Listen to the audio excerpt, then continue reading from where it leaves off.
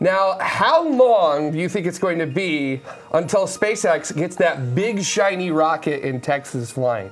How long? I mean, I don't know. And did you know that we are now orbiting the first thing we've ever orbited that may actually destroy us here on the Earth? Yes. So, good times. And a little bit later in the show, we are going to be talking to Peter Beck, the CEO of Rocket Lab. You may have heard of them. They're kind of a launch company from New Zealand. Pretty cool. Been doing some really, really cool stuff of late. And, you know, we have some questions from you. You can give us some questions. We'll ask. It's just the way it goes here on the show. So this is tomorrow, Orbit 12.02. Good morning. How's everything up in the sky?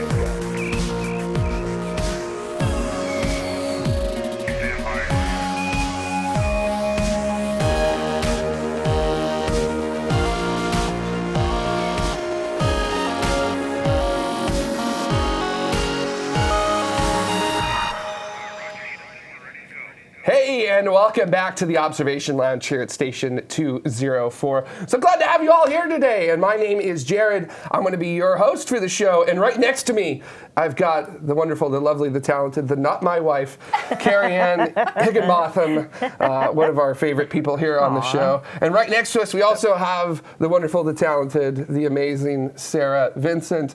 And then all the way over on the right side, we've got the amazing, the rocket expert is what I would call you, Michael Clark. Thanks everybody for coming on today. And since you are a rocket expert, Mike, we're just going to go right into what has probably been one of the more exciting stories that's been happening over the past couple of weeks, which is that we've been watching a really shiny rocket being built in real time outside in Texas by an aerospace company you may have heard of called SpaceX. So, Mike, you want to bring us a little bit? Who? What was that again? Such a weird name. Yeah, they're building shiny rockets now, not dirty rockets. So, Mike, you want to tell us a little bit about maybe what's been going on? On a serious note, I think that it's really amazing that SpaceX has been building this thing out in the open. And what we're talking about is the Starship Hopper, I guess we're going to be calling it, because I guess the name has recently been changed to Starship for the upper stage of the Big Falcon rocket, which I guess they're just calling the Falcon Heavy, I guess? No, not Falcon Heavy. They're just calling it like the Super Heavy or something like that. I'm sure the name's going to change 4 more times before it Probably by the flies. time this recording comes out, yeah. Bigger Heavy. Give it a tweet. The larger Heavy. Heaviest Heavy. But there it is. Yeah, look at it. Isn't it gorgeous? Glistening. That's the actual photo, too. And it looks really similar to the render that Elon Musk put out just a couple of days or weeks before this. But this is the actual photo, and they built that thing nice out in the open. That, for sure, is a render that you're seeing on screen there. Yeah. But, I mean, this is just incredible. I mean, the fact that they put this together out in the open, and lots of people were taking photos of this, not just getting pictures from SpaceX and Elon Musk. And this is really similar to the Grasshopper program. Back in the day, several years ago, while SpaceX was getting ready to start landing their Falcon 9 rockets, first they had a rocket that had landing legs on it that was not meant to have an upper stage or to ever really fly in space, but first to launch up, hover for a little while, and then come back down to a nice, slow, safe landing. And oh man, some of the renders that people have been putting together on the internet, like this one right look here, at that. is just incredible. That just looks awesome. Which Flash Gordon episode is this from? Wow. I have no idea. Okay. Well, I just figured they were going to paint it red and white like classic Disneyland any second here. Yeah, TWA Moonliner. Yeah, Moonliner. That's totally what that reminds me of. And Sarah, you were joking before the show that Pan Am is going to buy a few of these as well. Yes! That'd be amazing. It's really entertaining to say the least. I'll buy tickets. So yeah, me too. So I am not count wearing me a in. stewardess outfit. So yeah, no, it's fine. So we'll figure out how to make it work. So, but yeah, this is really exciting because this means that they're moving forward, and I will at least say, from my point of view, they are moving forward a lot faster than I was expecting SpaceX to go with this testing program. Worried about your bet? Yes, I am worried a little bit You about said my 1 bet. kilometer, but I think it was actually 100 meters. Not So always a yes, bet. in case you wanted to know, about a Stupid year bet. ago, myself and Ben made a bet, and it is in a tweet, so it is public. This is true. Which I said that SpaceX will not fly their test vehicle for whatever they were going to do, because nobody really knew what it was at that Sure. time. But I said test flights above, I think it was 100 meters. Weren't going to occur until after the end of 2019.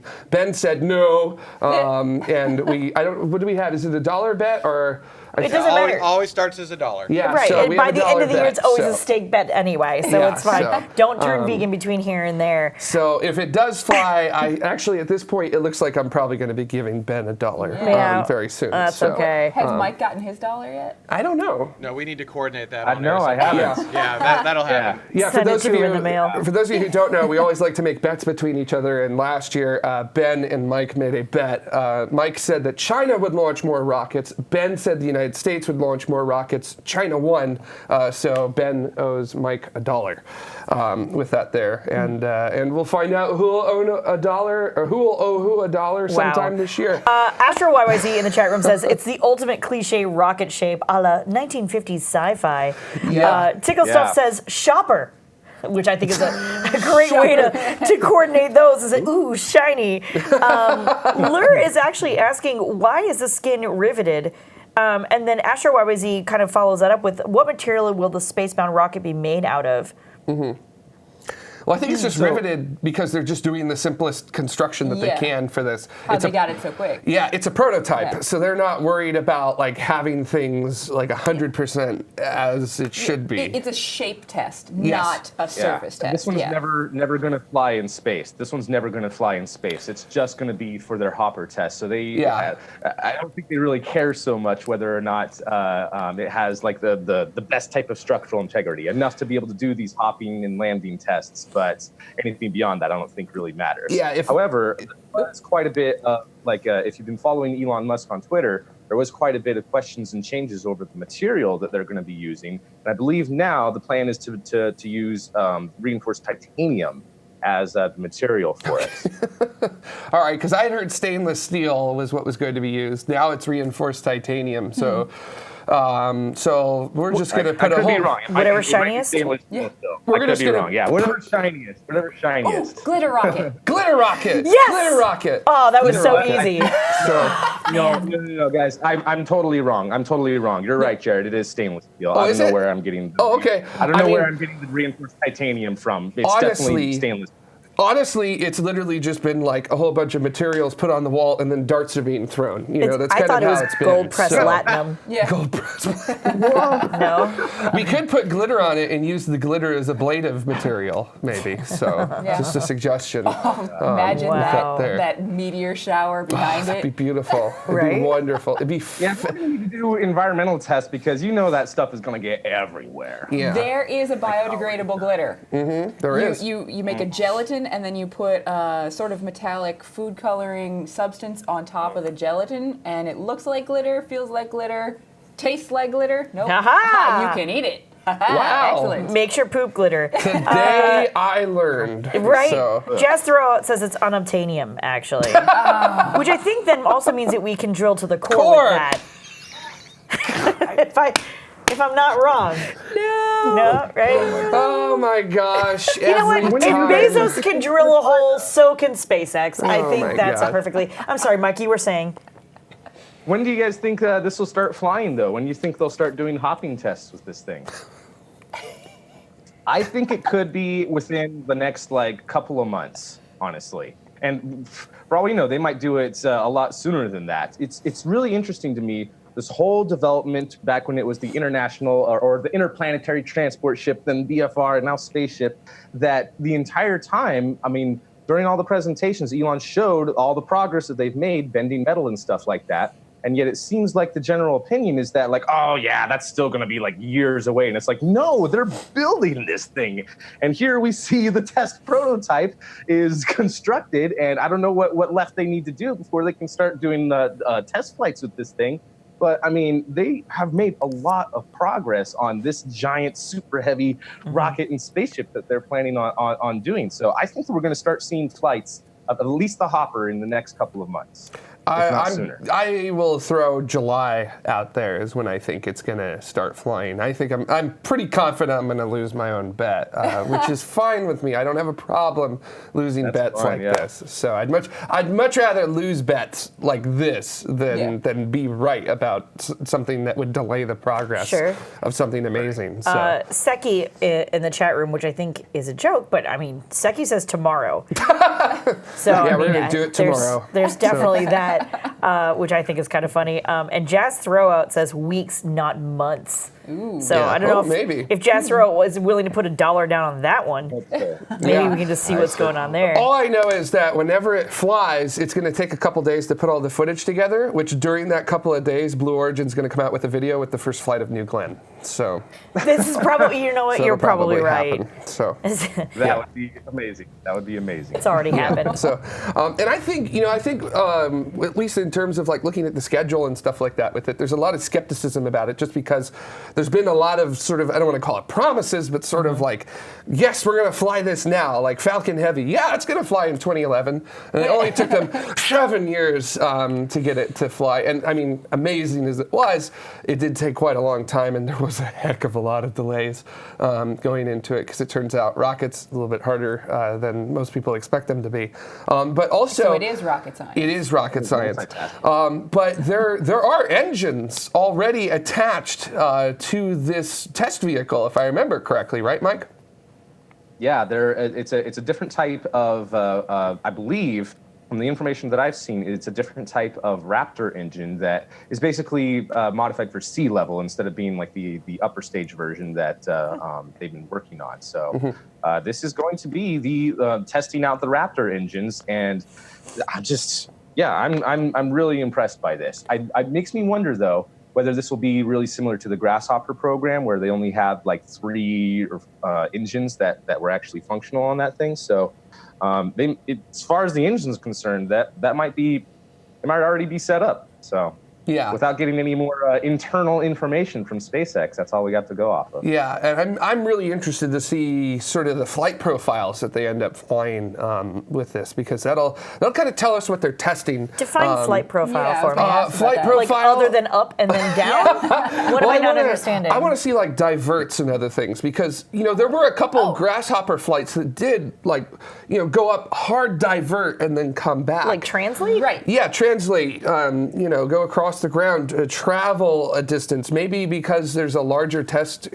Actually, I don't know how big the test. Let me go back on that. I don't know how big the test area is down there in Texas. Which, if I remember correctly, they're testing it in their Brownsville site down in Texas, or what's it called? It starts with a B. The Boca Chica? Boca Chica, yes, thank you. Oh my gosh, here I am today. And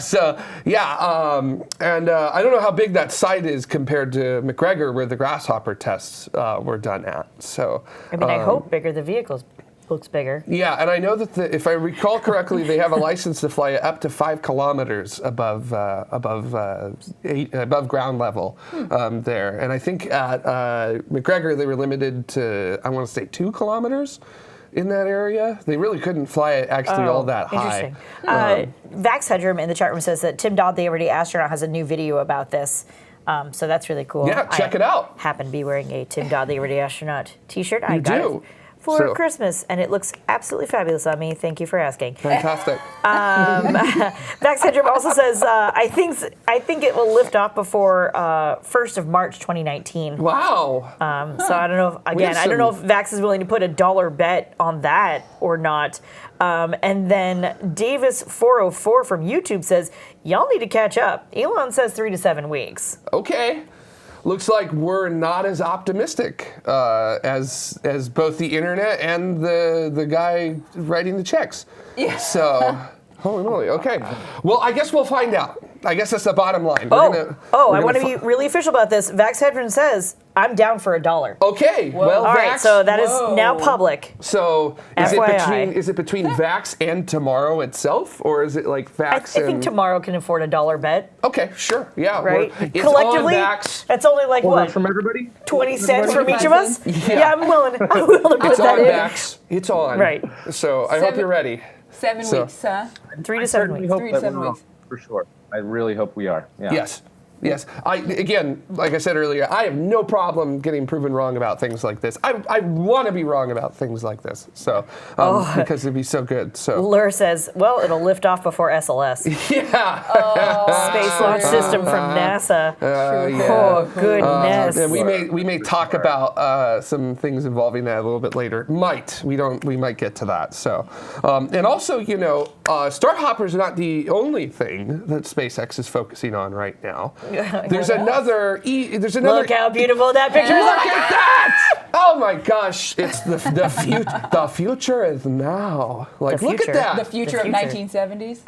Hey, I don't Well, why care. not? Whatever, look how pretty that is, man. Yeah, that's gorgeous. That is like Space Mountain 1970s Disney, if I've ever seen it, and it's amazing. Definitely is. So, in We fact, are living in Tomorrowland. yes, finally, and that is such a beautiful vehicle sitting there.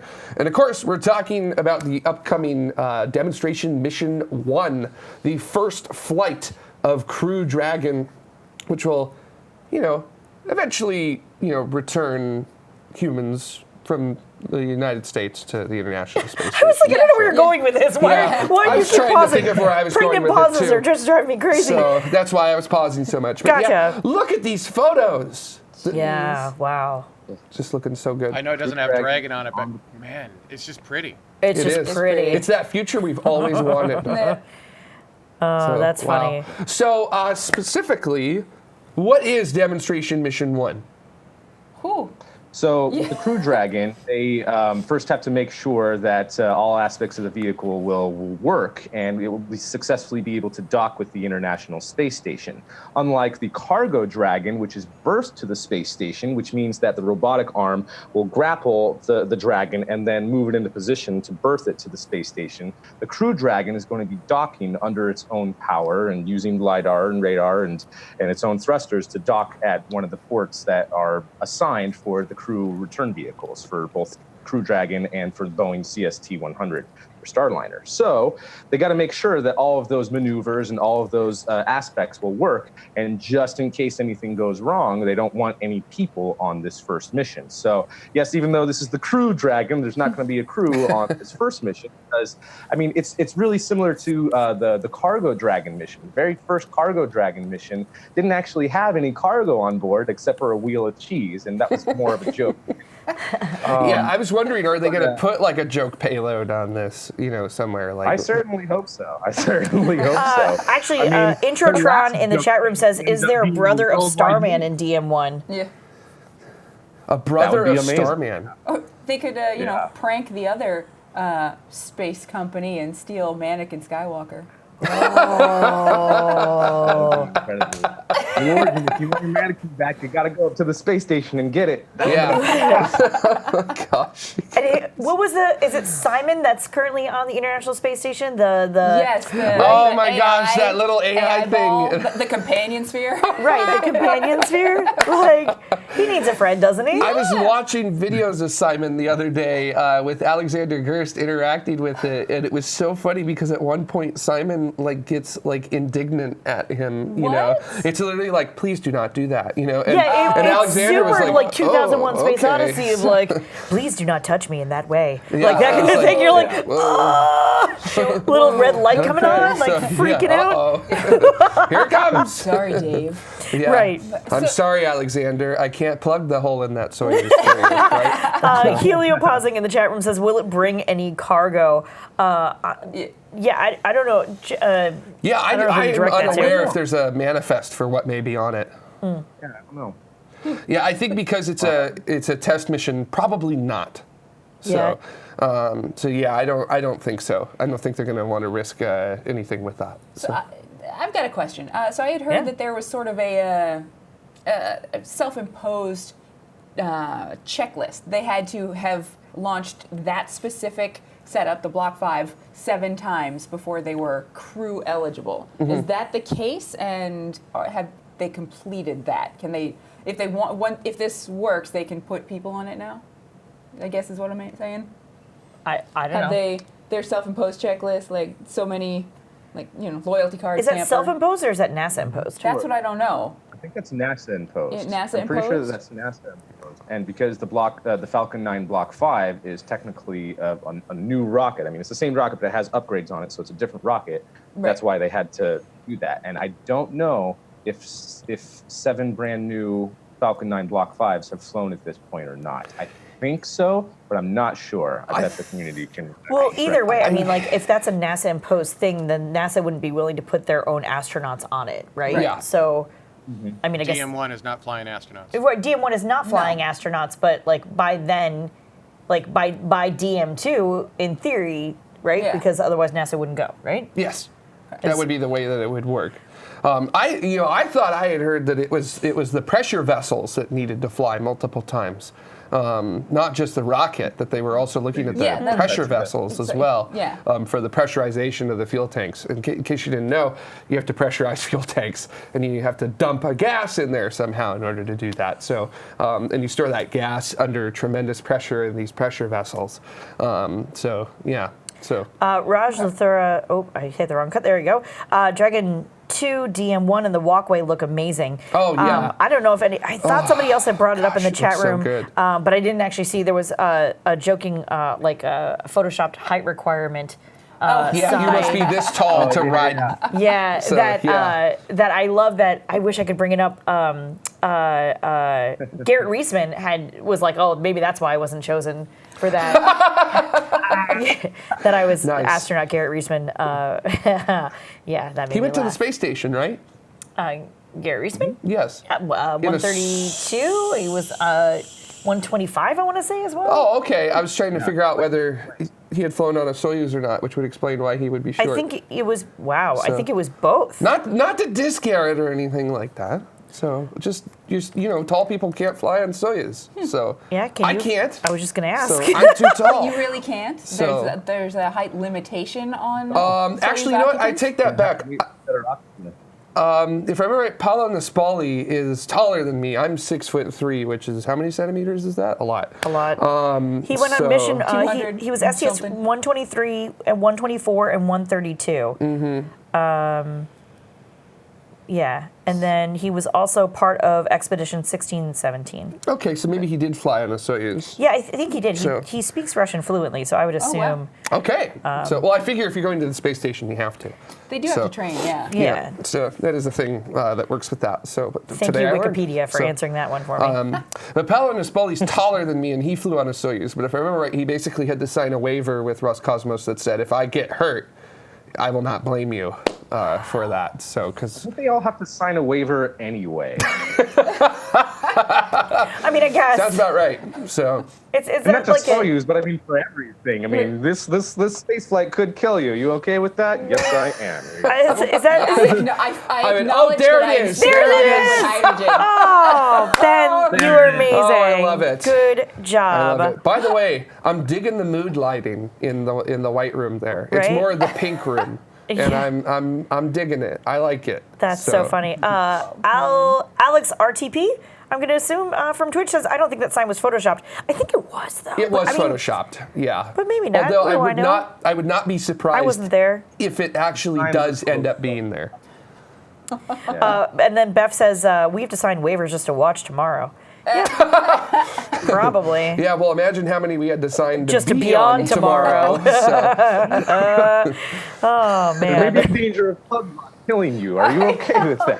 That is amazing. yeah. Speaking of danger and the potentiality of being killed, everything being destroyed, everything you know and love That's it. It's over, man.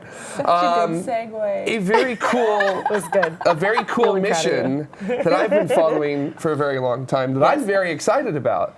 OSIRIS-Rex, one of my favorite backronyms ever. I have to ask. Okay, first of all, tell me what OSIRIS-Rex is, and is there a Let me crack it open while I'm at it. yeah. So thanks for putting me on the Osiris. spot. So. Is there a Rex on the mission patch at all? I don't know if there is a T-Rex I don't on think it. because Rex is king. Oh, right. Yes. Yeah, it's Osiris So, the king, not yes. Osiris the thunder lizard. Yes. Yeah. Exactly.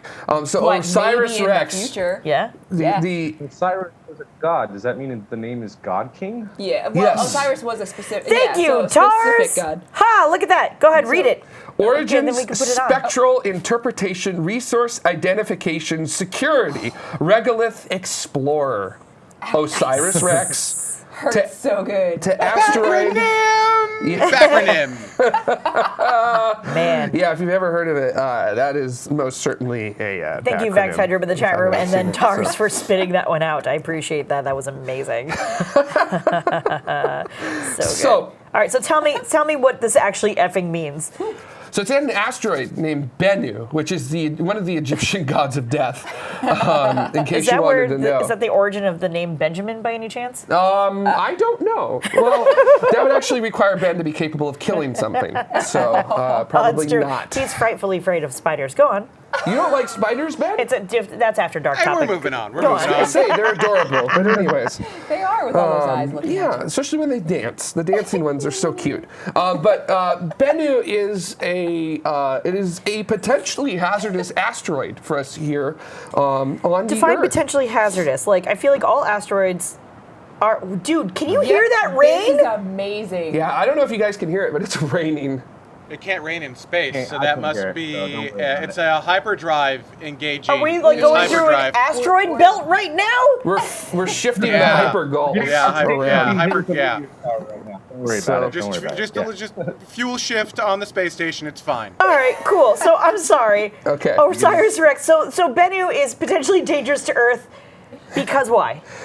Because it's a near-Earth asteroid, and But the its orbit will take it It's one of those types. Yeah. on a potential collision course with Earth in Yes. 200 years? 100 years. over the next 200 years, there is a 0.37% chance. Wait, or excuse me, what- 0.037% chance of it hitting the Earth. 0.037. 1 in 2,700 chance of it hitting the Earth. Okay, so we're concerned about this. Yes, that's Yeah, actually one of the that's- highest probabilities of a potential asteroid impact of known objects. All right.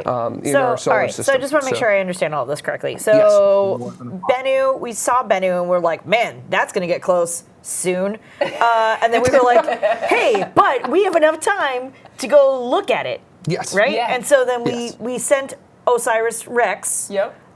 It's a backronym. To go look at it, and we're now currently there. Yes. Looking at it. OSIRIS-Rex. OSIRIS-Rex. Stupid question. Are we just gonna look at it?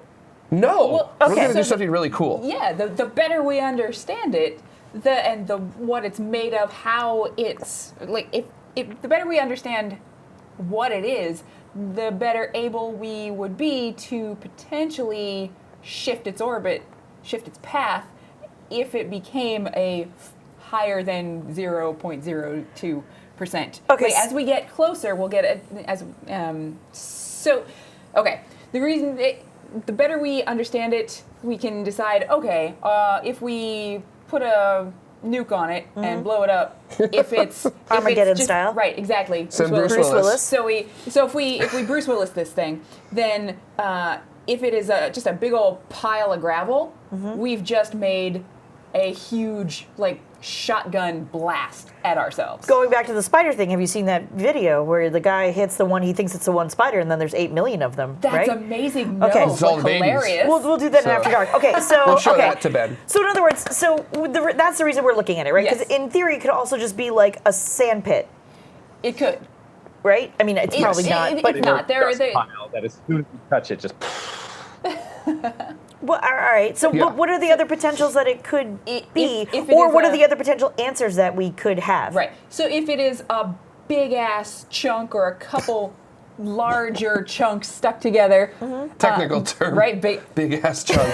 I'm going to backronym that someday. Yes, one day you Easy. will, and it doesn't matter because at least Carrie Ann understands it now. So go on. Right, so if you got one solid big ass chunk in there, Yeah. or a couple lobes that have accumulated smaller particles around it, then if you put a nuke on it, you're not going to do a whole lot. Right. Because as small as it is, asteroid style, it's still big. Yeah. Because the Chelyabinsk asteroid that exploded above Chelyabinsk in 2013, that was only the size of a school bus.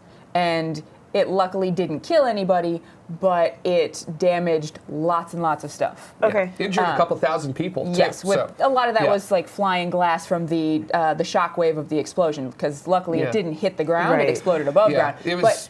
It was early in the morning, Yeah. and all of a sudden a bright light, and people Yeah. went and saw a smoke trail, Right, and they and were then- like, "What's that?" Boom. Yeah. So, moral of the story: if you see a bright light with don't go near Yeah, right, the duck. window. Wait for the shock wave, then go near the window. All right.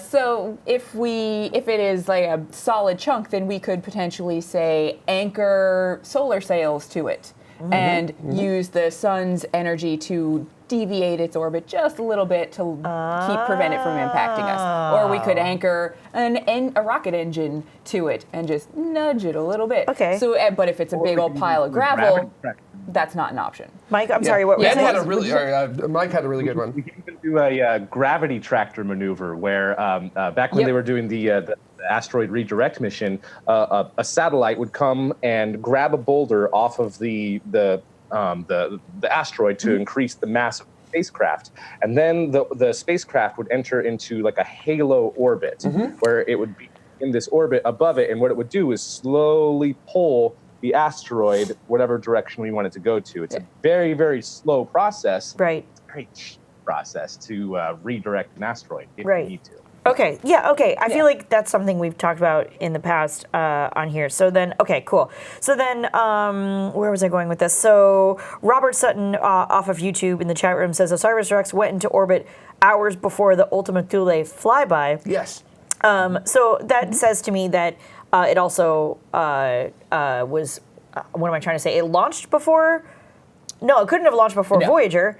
No, Yeah. it launched in 2016. Okay, it launched So- in 2016, and then we're just getting here now, and it's barely 2019. OSIRIS-Rex technically arrived at Bennu in August. Oh. Except it was just sort of maneuvering itself Yeah. around Bennu to kind of place itself into the orbit that it was going to go into on New Year's Eve, which Right. it's now in that orbit. And this is actually the smallest body a spacecraft has ever orbited. That's So, cool. in case you wanted to know.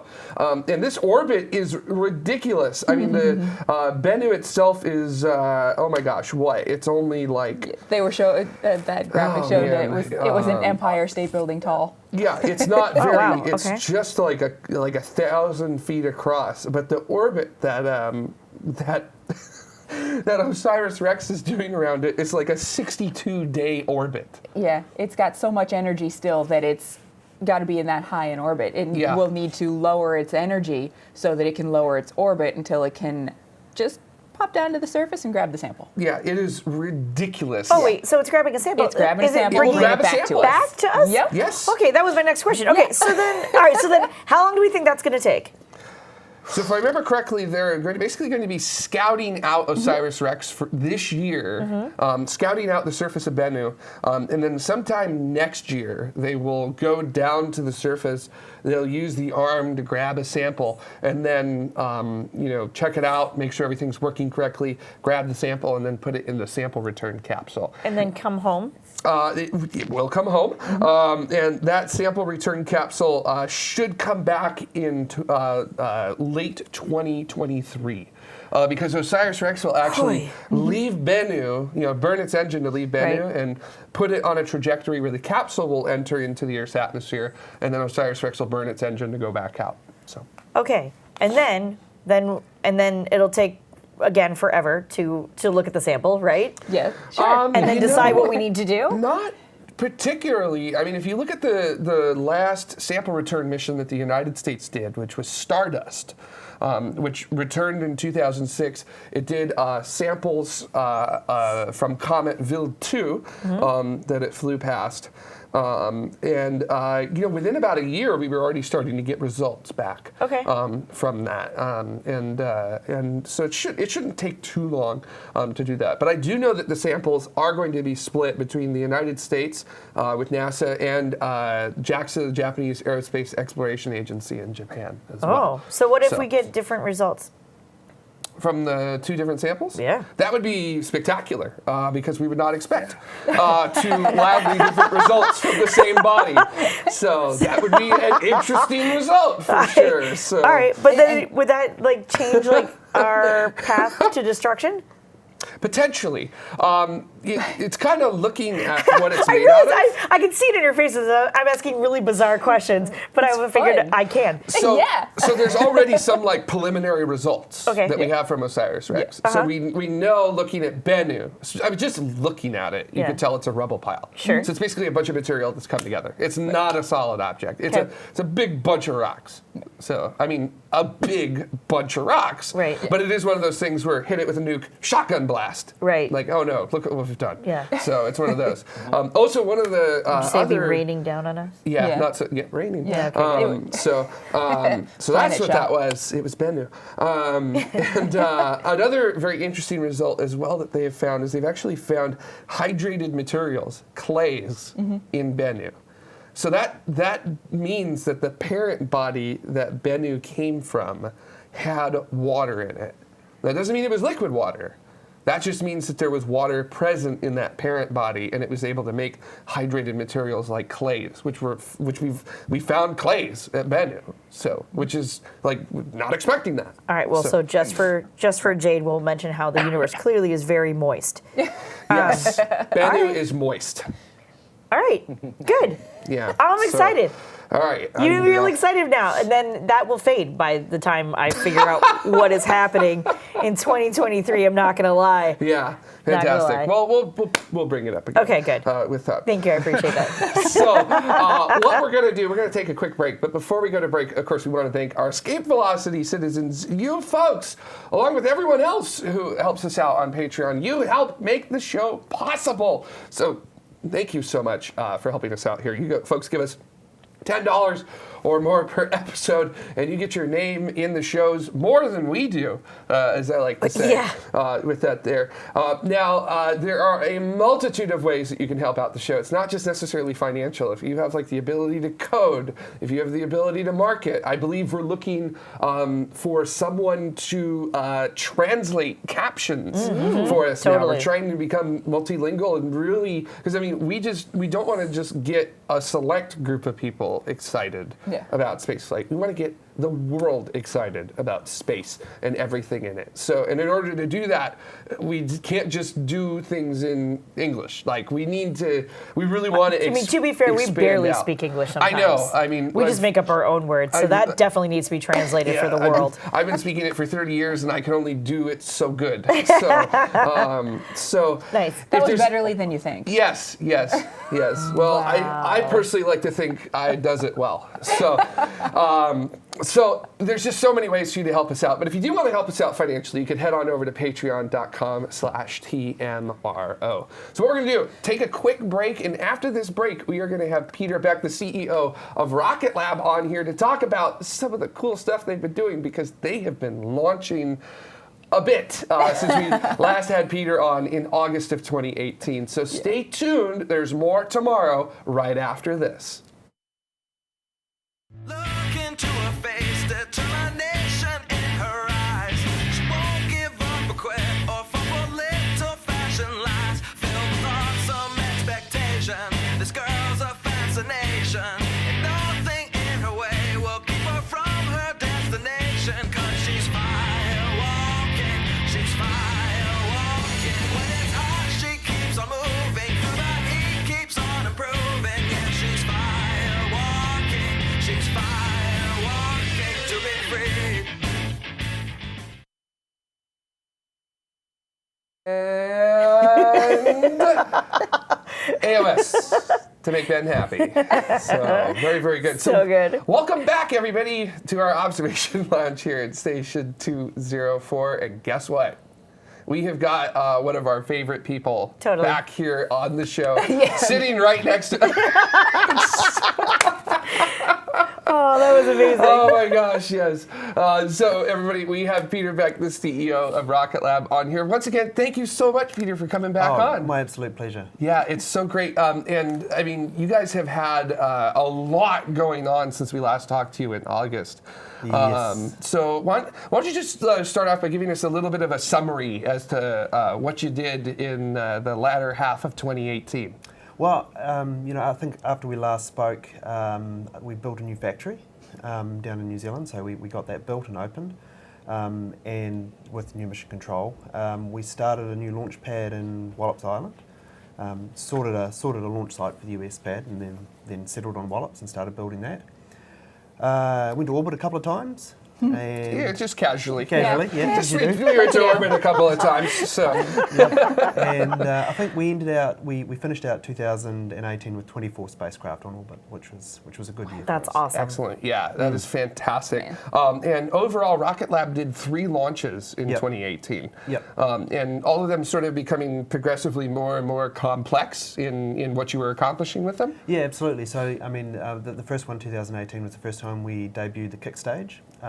And then, the last 2 were 5 weeks apart. So we wanted to end the year at a launch cadence of around about 1 a month, and we achieved that.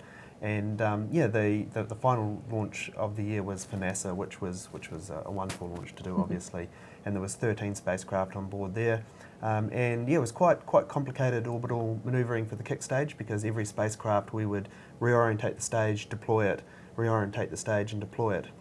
Like you see some of these rideshare missions where they just kind of, like throw gravel out, which is spacecraft, and everyone, there's spacecraft like that. tumbling out like gravel, and that's not cool. So every time we deployed a spacecraft with that kick stage, we're able to orientate it and then carefully and accurately insert.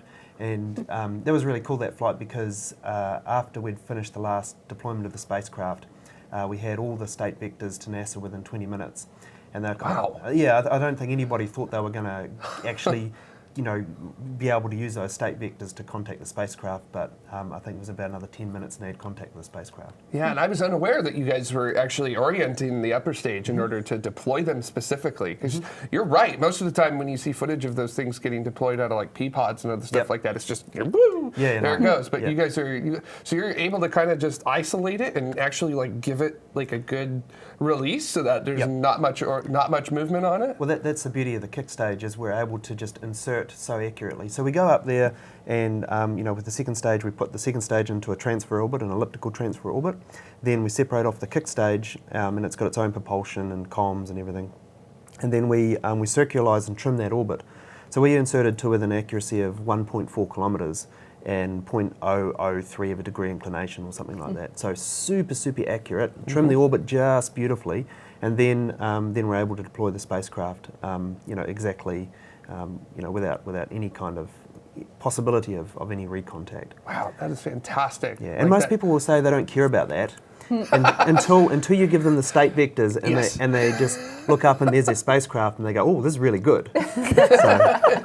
That's amazing. So, we're here at the beginning of 2019. What does 2019 look like for Rocket Lab? It's a big year for us this year. So another one's just about to head down to the pad. So we'll fly probably again in February, early February, something like that. And then government shutdown's a little bit of a hassle, and then pretty much the rest of the year we're trying to hit a 1 a month cadence. There'll probably be a break in the middle of the year. We'll do maybe a few little block upgrades, but pretty much this year it's pretty much 1 a month. Gotcha. For us. So is this year sort of like we're officially going operational? Like totally. I mean we're there. I've sat on so many panels at conferences where everybody says, well, one day we're going to have regular, reliable access for small satellites, and it's like, right, okay, it's done. It's just done. Here it is. It's done. Yeah. Yeah. It's like, here it is. Yep. Because here I am. Yep. Right. So.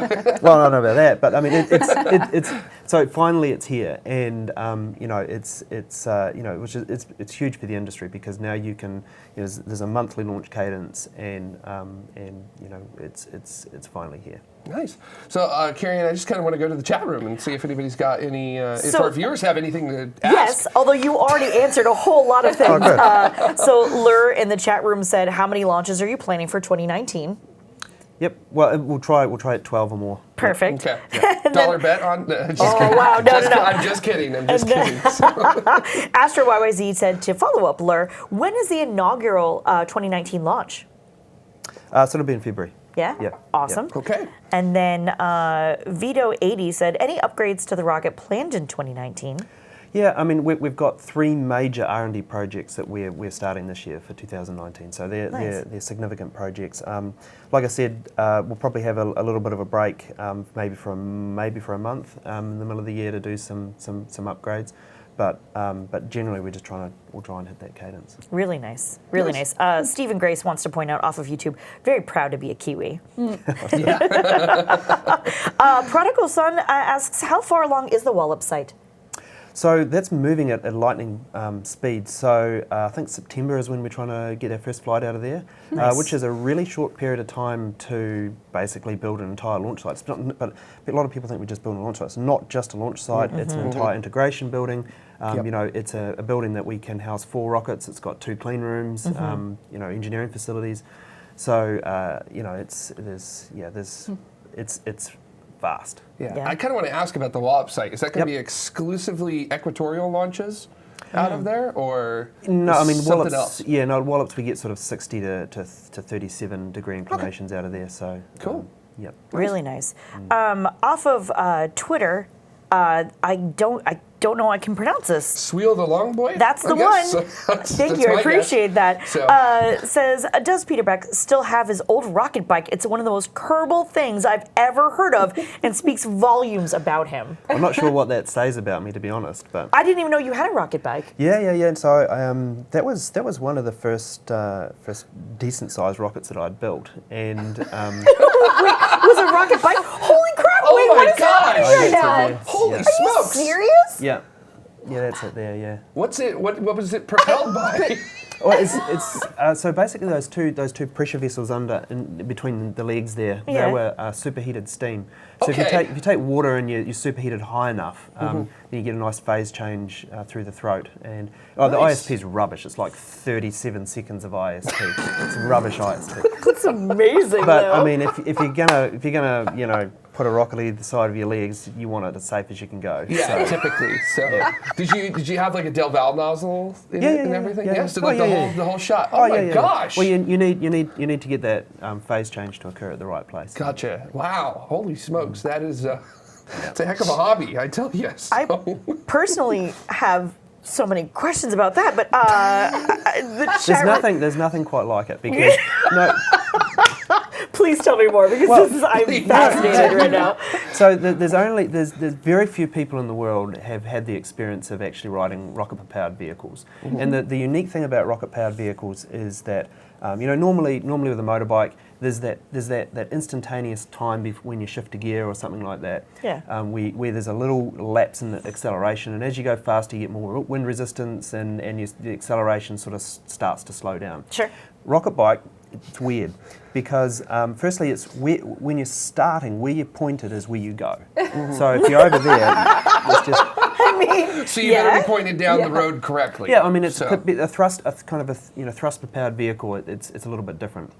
But the really cool thing is, as you're going through the burn, the more and more G you feel as you're going, because you're depleting all the propellant load, yeah, right? you're losing weight. And it's more effective than, if it's slippery enough, it's more effective than the air resistance. So you start off and it's like, oh, this is good, and it just gets better and better and better and better until it's good. That is amazing.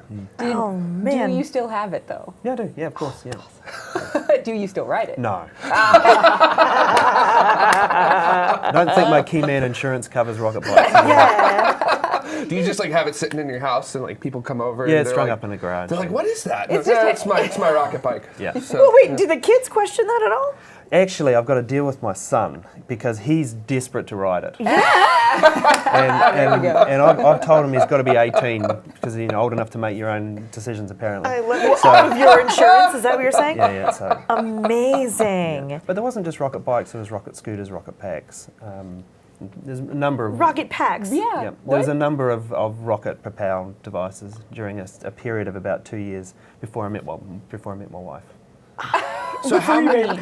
That's amazing. So how many rockets would you say you personally have built yourself? I have no idea. Like double digits, like over 10, or? Oh yeah. Okay, there you go. Wow. I mean, it's all I since high school. That's all I've done. Gotcha. All Wow. right. There you go. So, Can we wow. expect to see rocket packs in the Rocket Lab store sometime? Yeah. Better than a flamethrower, right? Much. So it's Much, not a not gonna rocket lie. pack. So Actually, a rocket pack. Yeah. Ah, there you There's go. a funny, even there's a better. funny story with the rocket pack because Yeah. it was a strap-on pack. It wasn't for going up; it was for going along. Okay. So it was a multi-use kind of thing as skateboards. Would you and wear like whatever. rollerblades or something with it? And Yeah, there's actually a photo on the internet there somewhere of me on rollerblades. But the issue was that I never learned to rollerblade before I used the rocket pack. Oh my goodness. So the first time I ever rollerbladed was with a rocket pack. No. Oh no. That must have been a heck of an experience. I've been wasting my life, is didn't- what I'm didn't- realizing right now. Yeah, it didn't go how I'd planned, put it that way. Oh, okay. But you're okay. Yeah. So, yeah. I mean, it's- everything is carefully thought through. I mean, I'd always have the right safety equipment and all the rest of it. So it's Amazing. Absolutely. What kind of safety Absolutely. equipment can you have for Knee a pads. rocket? Like, A helmet. I mean, I'm sure helmet, but The helmet. like, I would imagine At Jake least. like Flame gear. landing on Mars bubble pack. Fireproof suit. Yeah. Fireproof suit's a must. Prodigal Son Okay. says Peter Beck is the Stig. Yes, yes. We figured it out. There we go. There we know. Oh man, So- Do we have any other questions from our chat I room? mean, at so present? many. I mean, now that we've unleashed the gates. So many. I think I'm damaging my reputation here. No, this is absolutely amazing. no. I gotta say it's Galvanizing. going up. So Goodness gracious. I don't even know where to start. It's been mentioned of the green propellant. Yep. So there's a couple of questions here. So Raj Lathora wants to say, how efficient is the green propellant? So this is in the Curry kick stage. I mean, it's I think in monopropellant mode, it's like 160 seconds of ISP, and bipropellant, 240 seconds of ISP. Okay. Yeah. pretty good. So it's reasonable, but Yeah. for us it's more about the ease of handling, because we do a late integration of the Curry kick stage. So we do our wet dress, we do absolutely everything, payload, and the last thing we do is put on the kick stage propulsion module. Gotcha. I think Mike, you had a question you wanted to ask over there. Yeah, except I Right. can't hear So, him at yeah. all. Is it the same? Is it the same propellant that is used for the thrusters on it as the main engine on the Curry kick stage? No, the thrusters are all cold gas. Okay. you Okay, go. very interesting. There was actually another question from the chat room that was asking something that I really love about your guys' live streams is the launch animation that you guys do when you're doing the satellite deployments. Will we ever get to see real footage of those deployments? Because we have seen the real footage of the payload shroud deploying. So are we ever going to actually see the real footage of that, or just the animations? Either way, the animations are beautiful. Don't stop doing that. Yeah. So I guess we have good S-band telemetry on the second stage, but on the kick stage, it's a very very stripped down kind of thing because it's all mass on orbit at that point. So we have very low data stream telemetry rate on the kick stage, which we are in fact upgrading. So we'll have a higher resolution.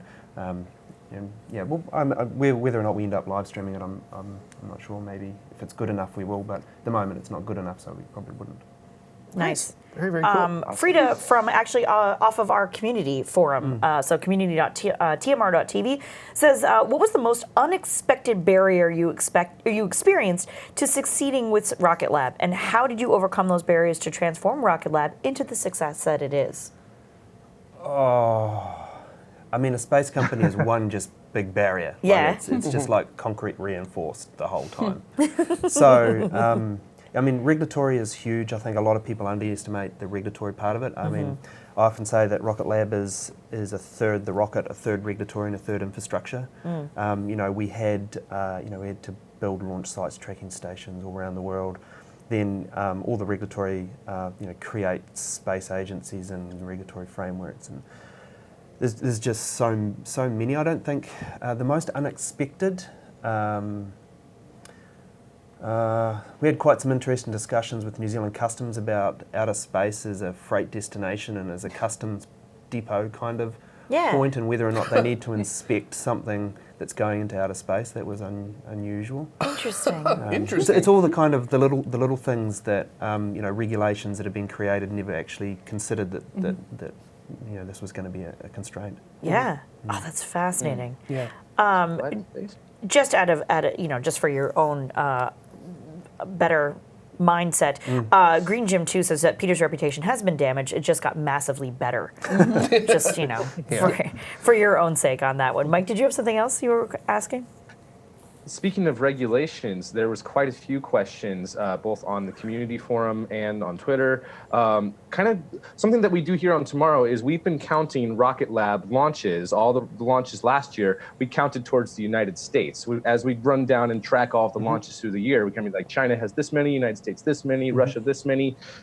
In your opinion, or maybe you can settle this for us, is should Rocket Lab launches be considered United States launches since you're a United States company, or should they count for New Zealand? I want to count them for New Zealand. But what do you think? Well, yeah, that's a conflicted question too. So technically speaking, they're all United States. The vehicle flies under a US flag. It's an FAA licensed launch vehicle. We're a US company. It's considered absolutely a US launch vehicle. It's 51%, 51. It's over 51% by cost a US launch vehicle. So in every respect of the word, it's a US launch vehicle. But it is launched out of New Zealand. So I think we just share it. Nice. Yeah, I feel like that one launch minute we did where we very subtly had over that 60-second period covering I think it was it's business time. We actually had the American flag slowly transition into the New Zealand flag over 60 seconds. With love. And I don't think a lot of people actually caught it, so go back and rewatch that with it. And I kind of want to ask you, because you guys did a very rapid turnaround at the end of the year. 5 weeks between your launch. What were some of the big hurdles that you had to overcome in order to make that happen? Well, I mean, that's what we've been planning for a long time, and it's sort of the time we spent earlier in the year working on that motor controller issue actually really geared us up to be able to do that. Because we built that new factory, and then we upgraded all the launch range, and really got a lot of the commercial operations in sync and ready to go. So that was really good. So I mean, there's a lot of things we had to kind of to do to enable that. Just crew readiness and launch turnarounds and pad refurbs. Not that we needed to do too much there, but just all the checkouts and everything. So a lot of automation. It takes a lot to do that, by the way. Way more than we thought, because it's not just take a rocket, ship it down to the pad, and good to go. There's a tremendous amount of pre-flight checkouts on the vehicle and pre-flight checkouts on the launch pad, and it was a big deal. Yeah, I think in general people really underestimate ground support equipment, GSE, and everything you have to do with that. There's times where you look at it and it's just as, if not more complicated than the rocket itself. There's a huge infrastructure there. Yeah. And we haven't heard anything about the payloads you're going to be flying in 2019. Is there anything you can tell us about, in like any cool stuff you guys have? Yeah, there's lots of cool stuff. I mean, generally what we've decided to do is we'll just announce the payloads, no specific time, but a few weeks before we actually go and fly.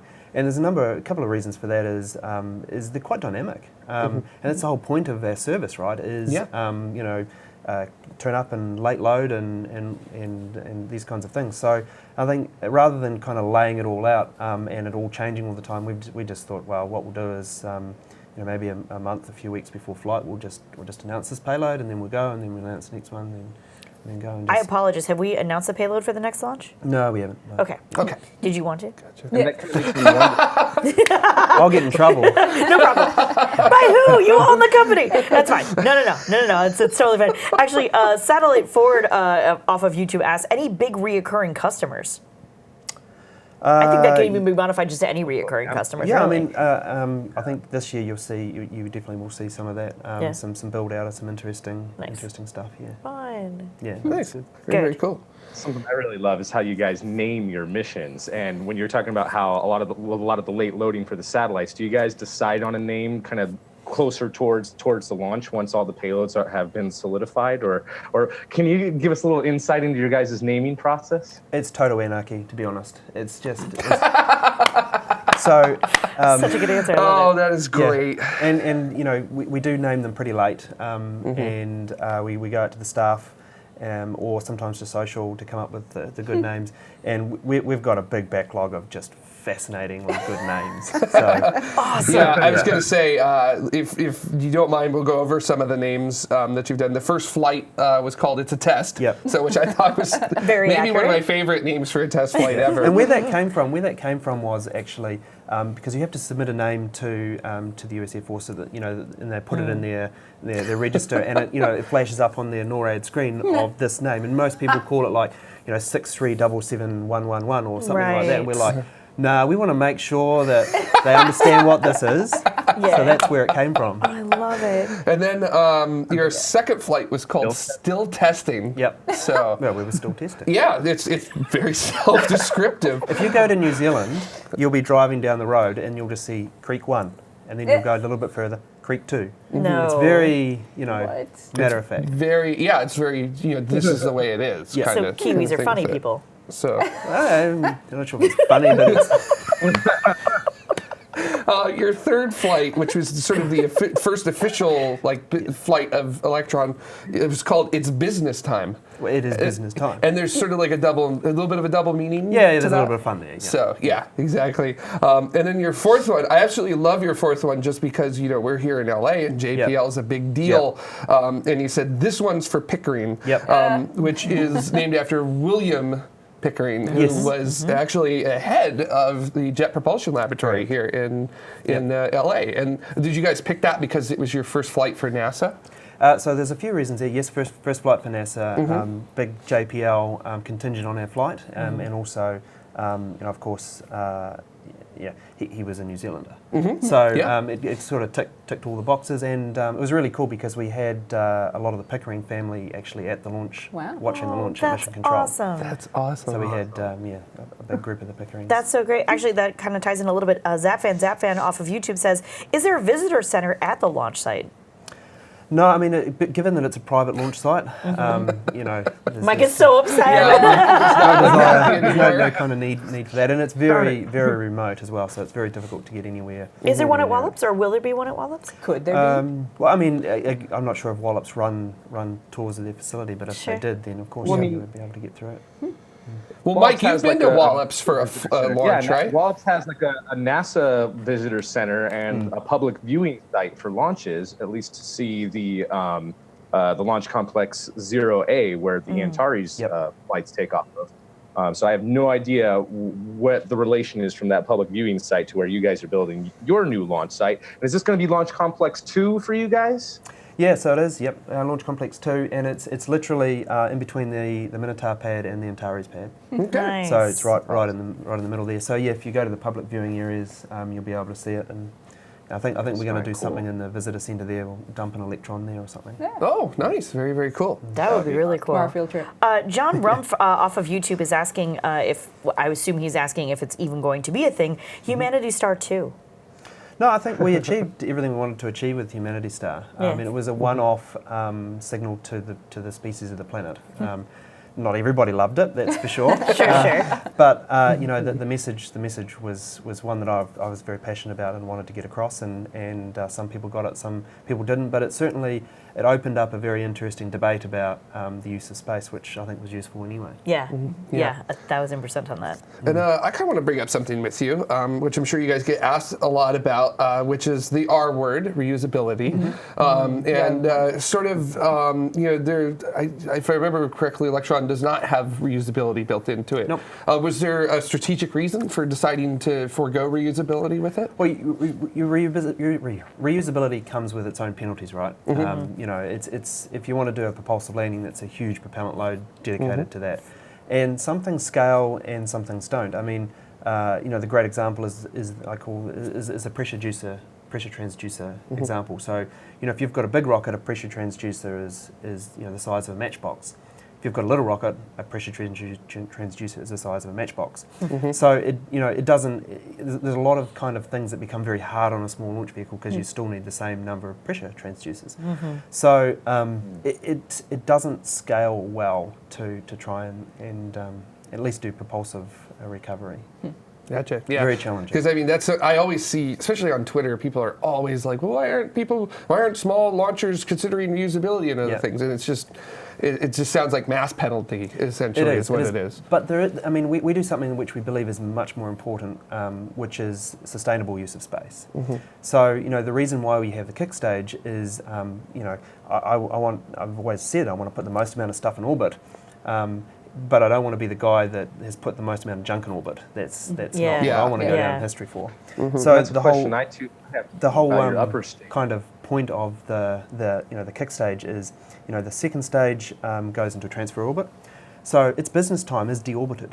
So its business time second stage deorbited just a day plus or minus of New Year's 2019. Wow. Yeah. So Gotcha. we left nothing behind. The kick stage. We circularize the orbit because it's got a high drag, low mass, and its own propulsion system. We deploy the spacecraft, then burn that and put that into a transfer orbit. So we leave nothing behind except the spacecraft. And I think this is a point. This is the industry's dirty little secret, to be honest with you. Because lifetime on orbit is kind of a mass drag relationship. So when you take a whole second stage, which is a fraction of a percent, the payload is a fraction of a percent of the mass of the total system. You put your second stage in orbit, it outlives your spacecraft by a long, long time. So a lot of people don't realise that 70%, at least by mass, on orbit is dead rocket bits, not dead spacecraft. So the whole point of the kick stage and what we're doing is we leave nothing behind except the spacecraft, which is the way it should be. And I'm surprised, I think maybe in the future it becomes a lot more mandated. I think that will be required. Yeah. And what about like non-propulsive recovery? Are there just so many variables involved in that it's just sort of something that is just not worth the time to put in for it? Yeah, I mean, I think you can see with Elon and the fairings, it's proving to be tricky, right? Yeah. It's not an easy thing to catch. Yeah. But such an opportunity to have wacky names on other ships and things. Yeah, that's true. There's a couple of questions in the chat room, all based towards this sort of thing. Robert Allen asks, what are the chances of me getting my hobby project launched? A couple of people asking for those sorts of things. You're a relatively small launcher, launching relatively small things. What do you have to say to something like that? Yeah, I mean, I think we're going to do a ride share every quarter. Yeah. To try and create opportunities. Although times are booming right now within the industry, we want to make sure that we can feed a pipeline of new kind of startups and new opportunities. So we'll try and do a ride share every quarter. I mean, where the vehicle excels is one small microsat dedicated, or 2 or 3 microsats dedicated. That's what the vehicle was built for, right? I want to go to this orbit on this day, and I want this kind of insertion. And then the only solution for that right now is like a Pegasus, 56 million. So that's where the vehicle really, really excels. But it's important that we try and do these ride shares to allow people to get their projects up. I think it's important. That's awesome. And we see that there's a lot of, there is a lot of launches in 2019, but there also does seem to be like a little bit of a drop off down into 2020. Is that something that's kind of on the horizon with everybody, or do you see that the small sats, like it's going to really actually open up with that? Because I know with at least large scale launchers, there is 2020 is like an absolute. I don't want to say that it tanks, but basically it dies in 2020. Yeah. It's because everybody's building small spacecraft now. Yeah, no, I mean we see the opposite. So in 2020 we're trying to we'll be transitioning from one a month. Well, by the end of this year we want to be transition to one every 2 weeks. That's the goal by the end of this year. Gotcha. And then in 2020 get to one a week to support the demand. So we see the opposite. Nice. Very, very cool. Really, really nice. Yeah. I kind of wanted to ask, too, about the decision to use carbon composite materials, because a lot of people I mean, like a lot of people, very big names before Rocket Lab, like NASA and others, tried to do this, but completely failed. Like fell on their face, bloody nose, failed. So what was your decision to go with that? And then what do you think made yourselves so much more successful than everyone else at that? Yeah, it's hard. There's no argument there. I mean, that's probably, apart from the Rutherford, the biggest R&D project that we did. I guess for me, naturally, my background is in advanced composite material structures. I worked at a government lab on that. So it was a natural material. There has never been a Rocket Lab rocket that's ever been made of anything other than carbon. So we've never built a metallic rocket. So for us, it wasn't really a decision. But it's a real issue. It's a really tricky issue to solve. You've got two major ones. You've got obviously oxygen compatibility in the cryogenics. Cryogenics, you've got microcracking. That's a big deal to kind of sort out. And then obviously oxygen compatibility is a big deal. But the Electron tank is actually, on both stages, is a really advanced tank. It's a common bulkhead, so none of this cheating stuff where you've got two bulkheads. No, it's a common bulkhead, so you've got kerosene one side of the bulkhead, liquid oxygen the other. It's a big long tunnel. It's a proper tank. And we're able to to get the oxygen compatibility near to aluminum. So with all the BAM full hammer tests and stuff. So it was a big project. But I mean, it is tricky. Yeah, it's tricky. Luke Van Hout, I believe, S. Van Hout off of YouTube says, what do you expect Rocket Lab to be at the end of this year, 2019? Any goals that you're working towards? Yeah, so I mean, we'd like to be at one launch every 2 weeks by the end of 2019, and just continue the number one thing, I guess, is just continue the the reliable and accurate insertion of the spacecraft. There's a lot of space launch vehicles coming online and coming through the tubes, I guess, but they're very much focused on just chucking stuff up and we see tremendous amount of risks being taken and no consideration given to good stewardness of space, like no consideration to deorbiting and making sure you're not leaving a mess up there, and no consideration to accuracies and things like that. So for us, it's just maintain that absolute level of reliability and dedication to what we believe in. Johnny Spacer asked, kind of along those lines, does Rocket Lab have any new launch vehicles or other vehicles on the drawing board? We're not building a bigger rocket. Say that every time. No, but we do have 3 major R&D programs, and we'll be talking about those later during the year, and I think they'll surprise a few people. Nice. And to kind of jump on what Johnny Spacer said a little bit, you guys have any long-term goals? And I'm talking like not just like 5 years from now. I'm talking like 10, 20, 50 years from now. That's a long time. Well, do you guys have any goals that go that far out? Yeah, I mean, I think, getting to orbit and doing it kind of semi-regular and reliably is important. And I've always said that the biggest thing we can do, not just for space, quite frankly, but for the planet, is to just provide that regular and reliable launch to space over and over and over again, and get the prices and the frequency way up.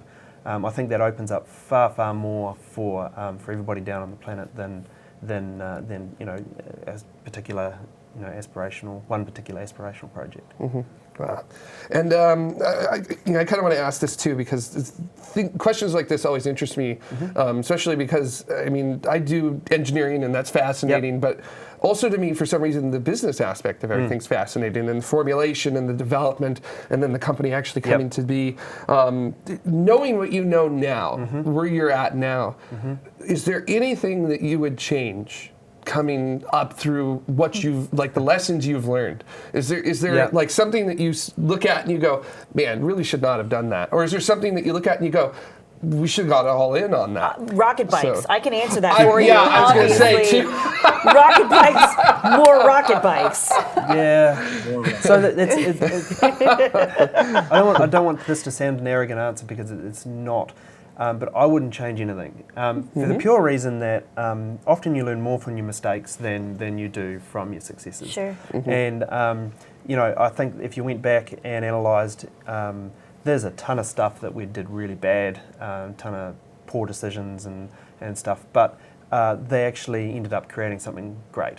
So, and you know, I'm a believer of that as a person as well. I mean, life shouldn't be easy; it should be tough, because that's what ultimately shapes you into a better person. If it's all just plain sailing all the time, then you know you'll end up kind of weird. I think you need that punch in the teeth every few months to really ground you. Yeah, no, sort it's of beautiful. sort of the failure is critical to success. It really is. Kind of idea. It absolutely Yeah. really is. I think it's really important. Yeah, very cool. If I can, a lot of us have big dreams and we don't go for them. How did you just get it together? Was there anything in your life that happened that you just said, I can do this and I'm going to? No, I mean I think anybody can. It just takes a decision and work. That's all it takes, and that I truly believe that is once the hardest thing is just deciding that this is what I'm going to do, and then the rest is just work. And as long as you're prepared to not sleep, then you're golden.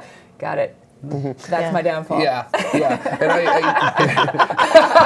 Well, sir, if you need a swift kick in the teeth, I'm available. Thank you. And then we just get that started for you. No sleep and Something- masochism. Right. The key to success. something that really stood out to me from the last interview where we talked was where you talked about the preparation that you did. Yeah. When you were going to VCs and everything, you weren't doing what people typically do, which is where you come in with a PowerPoint and a selling point.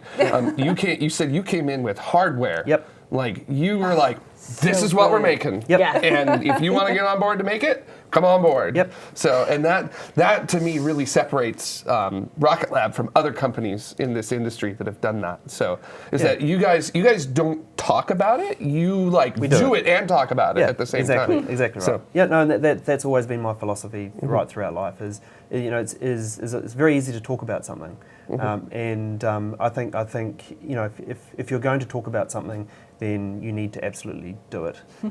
And sometimes things get in the road, so you're better to kind of do it or get near to doing it, and then talk about it. I mean, we weren't going to announce the kick stage for a very long time. Then we realised there's lots of smart people in the world, and all of a sudden, the forums are pointing out that we have multiple articles in different orbits. So we had to explain our way out of that one. yeah, that would be quite tough. Yeah. It's like, Magic. Okay. Never thought about that. It was a unicorn Math that we put up smoke there. bomb. So Yeah. it's a unicorn clearly. So with that, so Amazing. I was gonna say, is there anything else from folks in the chat room that we can maybe pull? A lot of So- things are people wanting to know, like, if you're hiring, are you hiring yes. outside of the No, US? we're Are you hiring. hiring, like, Please. how do we work Everybody for you, Peter? come What's work going for on? us.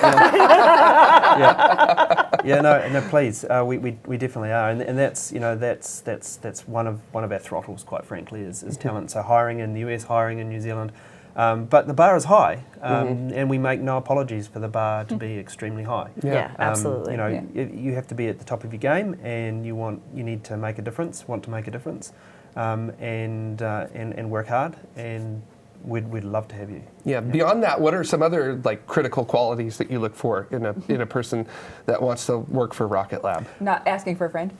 Well, just I mean, if there's people, people are Are clearly, mohawks okay? We need, I this mean- is critical. We need to know. people are legitimately interested. I mean, you've caused a stir in the industry. So Passionate people. I mean, I will employ a passionate person with a C grade over a lazy person with an A grade any day.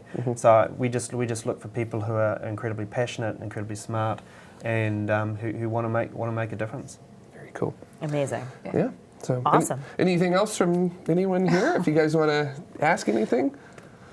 Because I mean, this is once again just another incredible time having you come on. Oh, Peter. this is always And, these are the most fun interviews ever. Yes. So and it's been super exciting, watching the things we talked about in last August, actually happen, and I'm super excited to see what you guys end up doing in 2019. Yeah, Ben has never been so happy to lose that dollar bet. Yeah, Gee, were you guys betting against me? I mean, no. Well, no. Obviously not. I need a cut of this dollar, if that's the case. I said you would not be able to launch twice after the. I said that one of those launches would slip to 2019. Well, I'm coming in there to get my dollar. It was a steak dinner bet, not a dollar. Oh, it's even better. Yeah, it built up to a steak dinner. Yeah. I'd prefer the dollar because then I can frame it and just put it in the boardroom. Man, you can sign it. I think This would be I will amazing. gladly give you the dollar for that exact thing. That would be amazing. Yeah, we'll sign it. Amazing. Oh my gosh. That's so beautiful. Perfect. Don't you be betting against me again, that's the thing. This is so true. Oh my man. gosh. Oh, That's boy. so good. All right, so today we've learned to never bet against New Zealand. So, Obviously. very, very good. So, Peter, anything else you want to talk about before we wrap up and go into After Dark, or? No, I mean, I just thank everybody for their support during the year. I mean, it's really Everyone great. but Ben.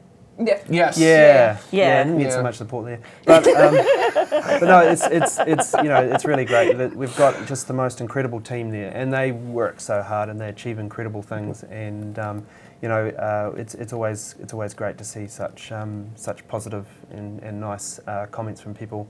It really does feed the team, so it's wonderful. Awesome.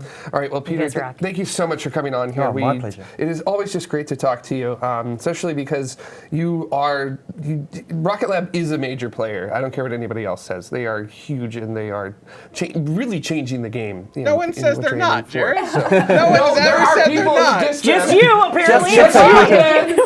Just you. So I've got to account for that because it's sitting 15 feet away from me. He's trying to make up for it now, He isn't he? is. Absolutely. Working. And we're actually on that note of, Yes. of pounding Ben into the ground. We are going to wrap up the show, and we're going to wrap up the show by thanking all of our citizens. Of course, we have our Escape Velocity citizens who give us $10 or more per episode. But wait, there's more. That's right. We have our Orbital citizens as well. You folks give us $5 or more per episode. And then we also have our suborbital citizens. And I think it's amazing that we now have to reach a point starting here, not starting later in our citizens, but starting here where we actually have to sort of stall for time in order to allow you to actually see your name somewhere on there. And then our orbitals, our ground support citizens. Speak slower. Yes. You know, all you have to do to become a ground support citizen, literally all it takes is $1 per episode. That is it. And I mean, a lot of people would think, oh, $1's not a lot. That's why we do dollar bets here tomorrow, right? 'Cause it's not See where that not can a get lot. But it really is impactful to what we're able to do here. Our show is all about not just getting people excited about space, but allowing you to actually connect to space. Because I honestly don't know, Peter, have there ever been any other interviews where people have been able, who have been watching, to kind of like ask you questions? No. That's And why I then love this show. Have the curveballs come out of nowhere, and you just Yeah. got to figure out how to grab it as it hits the ground. Yeah. And work it that way. So Very that's- nice questions. I was expecting way worse than that. I was expecting- Yeah, You so- know, I might have been picking and choosing. All It's right. fine. Yeah, so that's I always feel like that's what really sets us apart, is that we get you excited, but we also try to make sure that you can connect with the universe as well, and the universe that we're in and the universe that we're helping enable. So and that's just always amazing to me. It just blows my mind that we're able to actually pull this off. I like that. The universe we're helping enable. Yeah, Yeah. well, we are enablers, that's for Be the change you want to be. sure. Yeah. So, Yeah. yes. Girl, what's Yeah, up? there you go. So, next week on the show, we're going to have Martin Zaitz of the University of Stuttgart's, There you go. excuse me here, a small sat society team. There's not enough S's really difficult in to that say. name. So they're going to be chatting with them about be awesome. various projects, including an experiment on the International Space Station, cool. suborbital rocket launches, and a 3-unit CubeSat that they're going to be launching around 2020. So Cool. some very exciting CubeSat. stuff. So, I mean, right? Like, who doesn't want to go to college and work on a CubeSat? So, like, that sounds super exciting, right? So, I suppose that does it for Orbit 12.02. Thank you so much for watching, and we'll see you next week, all right? Bye, everybody.